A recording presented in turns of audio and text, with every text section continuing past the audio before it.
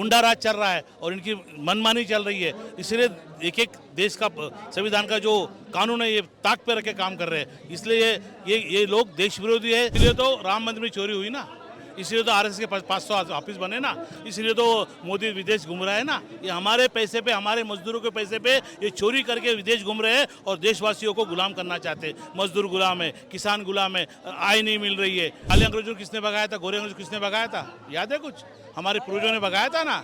और आज काले जंगलों में राज करके हमारे जेएनजी को गुलाम करना चाहते हैं, हमारे जेएनजी को शिक्षा से आर्थिक सामाजिक गुलाम करना चाहते हैं। तो ये तो शुरुआत हो चुकी है। जैसा भी गांधी जी ने आंदोलन किया था वैसा ये आंदोलन भी है। राघव चड्ढा युवाओं के और जनता के मुद्दा उठाया करते थे, आज बीजेपी में चले गए तो खामोश बैठे हुए, क्या लग रहा है? देश के अंदर बनिया लोग का राज आ रहा है। राघव चड्ढा बनिया है, 7 संसदीय के भाग गया है। धरना प्रदर्शन, जंतर मंतर पे आ गए, क्या करने के लिए? ये धरने को आंदोलन को सपोर्ट करने के लिए आया है भाई। जेएनजी का आज शिक्षा का, स्वास्थ्य का इतना भ्रष्टाचार देश में चालू, सिस्टम बदलने के लिए हम आए हैं और ये आंदोलन हमारा सिस्टम बदलने के लिए है। नमस्कार, इस वक्त हमारी मौजूदगी दिल्ली में है। दिल्ली के जंतर मंतर पर इस वक्त हम लोग मौजूद हैं। आप सभी लोग जानते हैं कई दिनों से जंतर मंतर पर प्रोटेस्ट हो रही है कॉकरोच जनता पार्टी के द्वारा। और सिर्फ कॉकरोच जनता पार्टी के लोग यहाँ पे नहीं हैं, अलग अलग संगठनों से लोग यहाँ पे पहुँचे हुए हैं। सभी लोग धर्मेंद्र प्रधान के इस्तीफे के खिलाफ आवाज़ उठा रहे हैं कि धर्मेंद्र प्रधान जल्द से जल्द इस्तीफा दे दें। लेकिन धर्मेंद्र प्रधान तो गहरी नींद में सोए हुए हैं। बरसात का मौसम है, आराम से चाय और पकौड़ी के नाश्ता कर रहे होंगे, लुत्फ उठा रहे होंगे। लेकिन उसके बीच जनता जो है डटी हुई है, बीच सड़कों पर, पुलिस के बीच, गर्मी के बीच, बरसात के बीच। हमारे साथ एक सर दिखे जिनके हाथों में भारत का संविधान लिए खड़े थे। थोड़ा इससे बातचीत करते हैं कि आखिर इनकी क्या मांगे हैं। भारत का संविधान लेकर सीधे पहुंच गए हैं और कई लोग जो कह रहे हैं कि भारत की संविधान खतरा में है। तो बातचीत करते हैं, जाते हैं। क्या नाम है सर आपका? मैं डॉक्टर सुरेश गवई हूँ, मुंबई से आया हूँ। धरना प्रदर्शन, जंतर मंतर पे आ गए, क्या करने के लिए? ये धरने को आंदोलन को सपोर्ट करने के लिए आया है भाई। जेएनजी का आज शिक्षा का, स्वास्थ्य का इतना भ्रष्टाचार देश में चालू, सिस्टम बदलने के लिए हम आए हैं और ये आंदोलन हमारा सिस्टम बदलने के लिए है। तो इससे सिस्टम बदलेगा? क्यों नहीं बदलेगा? काले अंग्रेजों को किसने भगाया था, गोरे अंग्रेजों को किसने भगाया था, याद है कुछ? हमारे पूर्वजों ने भगाया था ना।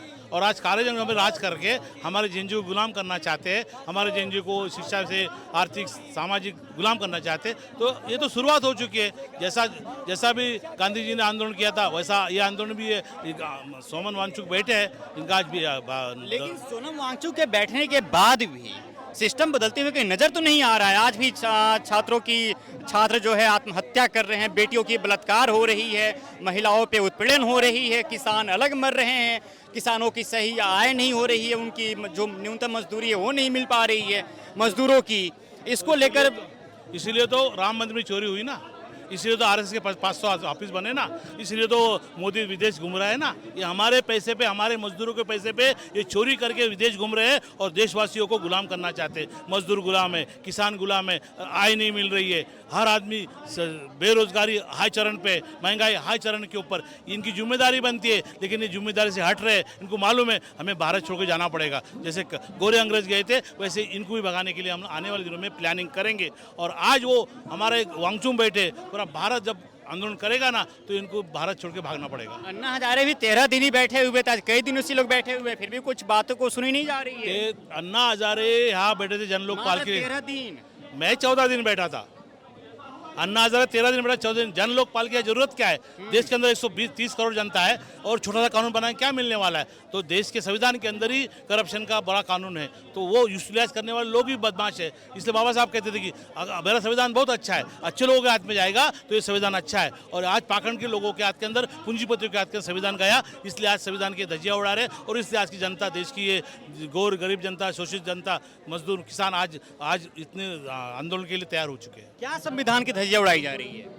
भाई पश्चिम बंगाल में आपकी आंखें बंद है। पश्चिम बंगाल में क्या हो गया, बिहार में क्या हुआ? पश्चिम बंगाल में हिंदू सम्राट राज चल रहा है। हिंदू सम्राट राज होता ना तो घर घर घुस के मारते नहीं, अंडे नहीं फेंकते लोगों के ऊपर। ये सब गुंडा राज चल रहा है और इनकी मनमानी चल रही है। इसलिए एक एक देश का संविधान का जो कानून है ये ताक पे रख के काम कर रहे हैं। इसलिए ये लोग देश विरोधी है, देश के लोगों के विरोध में ये भारतवासियों को गुलाम करना चाहते हैं। कौन देश विरोधी है? ये तुम्हारे भाजपा, आरएसएस, काली टोपी वाले।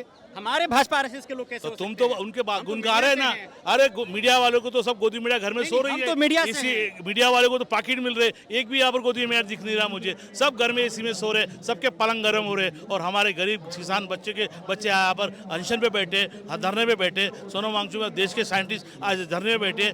इसीलिए चाहता हूँ कि इनके मन के अंदर न्याय देने की कीमत ही नहीं है। कांग्रेस बोल के गए थे, अगर ये काले रुपये वाले देश के अंदर कुछ देश के अंदर चुन के आएंगे तो काले रुपये वाले कभी भी देशवासियों को न्याय देंगे नहीं। अंग्रेज बोल के गए थे, तो आप देख रहे हैं राम मंदिर चोरी है, काले रुपये वालों ने किया, आरएसएस ने किया, बीजेपी ने किया। आज देख रहे हैं आप पूरे देश के अंदर चोरी हो रही है। शिक्षा में चोरी, स्वास्थ्य में चोरी, रास्ते में चोरी, पानी में चोरी, लाइट में चोरी, पूरा चोरी हो के देश का पैसा लूट लूट के पूरा गुजरात जा रहा है। और गुजराती लोग हमें भारत के हिंदुओं को गुलाम करना चाहती है। संविधान लेकर हाथों में खड़े हैं, इसको लेकर क्या संदेश देना चाहते हैं समाज में? मैं देशवासियों को कहना चाहूँगा, अभी काले अंग्रेज अपने देश पे राज कर रहे हैं। पूरे सस्ता कार्यपालिका, न्यायपालिका उन्होंने अपने कब्जे में ले चुके हैं, और आने वाले दिनों में देश के किसानों को, मजदूरों को, गरीबों को, शिक्षा स्वास्थ्य वालों को गुलाम बनाएंगे। इसीलिए मैं देश के वासियों को बोल रहे थे, आने वाले दिनों में आपको तैयार होना पड़ेगा, मन तैयार करना पड़ेगा।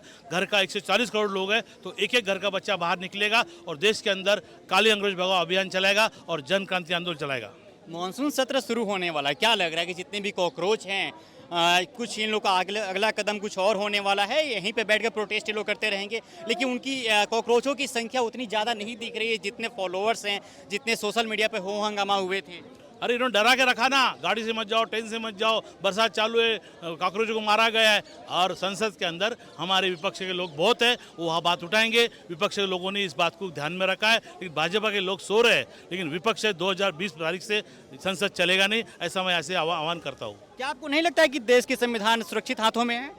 बाबा साहब ने कहा था, मेरा संविधान इतना अच्छा है कि देश मेरा गोल्डन बन चुका है। अभी सुरक्षित हाथों में है कि नहीं? अभी नहीं है, अभी तो बिल्कुल देश विरोधियों के हाथ में है। द्रौपदी मुर्मू बैठी हुई फिर कह रहे कि सुरक्षित नहीं। अरे राष्ट्रपति मुर्मू तो एक गुलाम, उसके घर में पट्टा है बीजेपी आरएसएस का। वो पूरा उन्होंने पूरे आरएसएस के लोगों ने, वो अडानी अंबानी ने पूरे देश का कब्जा कर चुका, और आदिवासियों को, आदिवासी लोगों का जमीन जल छीन रहे हैं। सो रहे हैं कि आप पत्रकार हो, जाओ उत्तराखंड में जाओ। जंगल काटे जा रहे हैं, फिर भी एक आदिवासी समाज से एक राष्ट्रपति आती हैं, महिला राष्ट्रपति हैं, फिर भी मतलब पट्टे वाली है, उसका पट्टा गले में आरएसएस का और बीजेपी का है, इसीलिए वो क्या काम करी देश के लिए? वो खुद गुलाम है। वो जो लिखते हैं वो बोलती है। राष्ट्रपति कैसे गुलाम हो सकते हैं? अरे है ना बाबा, उनके पास पे छल कपट, पैसा, दादागिरी, मर्डर होता है, इसलिए ये उसके ऊपर अन्य अत्याचार कर रहे हैं। पीछे हट जाओ।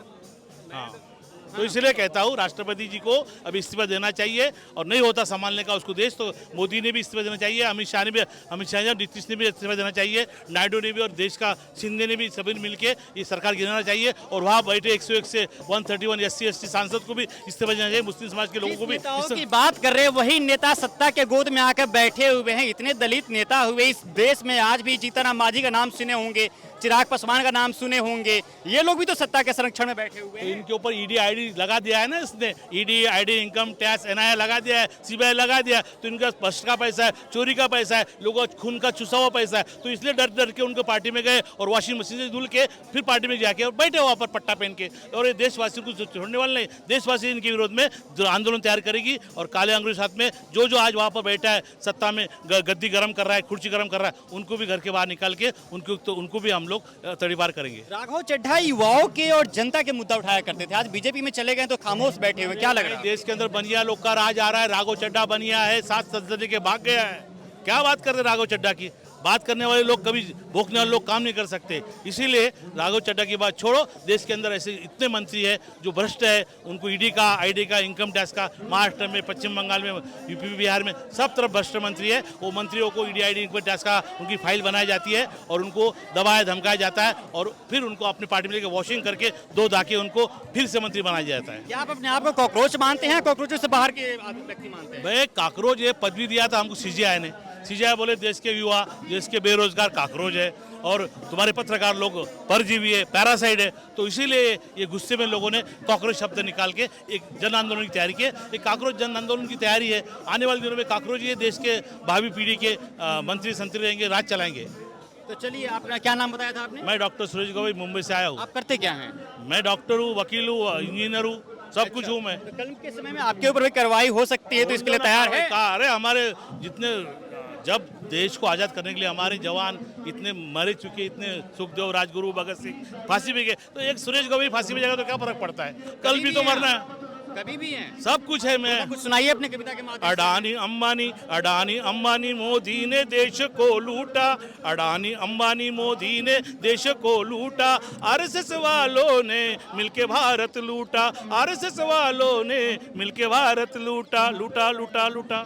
चलिए, हमारे साथ ये सुनील जी थे जो मुंबई से चलकर आए हुए हैं कॉकरोचों को सपोर्ट करने के लिए। आगे भी हम जनता से बातचीत करेंगे, समझने की कोशिश करेंगे कि आखिर यहाँ पे जो कॉकरोच हैं कब तक बैठे रहेंगे और क्या वास्तव में इनके मुद्दों को सुनी जा रही है कि नहीं सुनी जा रही है। चलिए, बहरहाल इस खबर में इतना ही। आप बने रहता पंचायत से। बहुत बहुत शुक्रिया।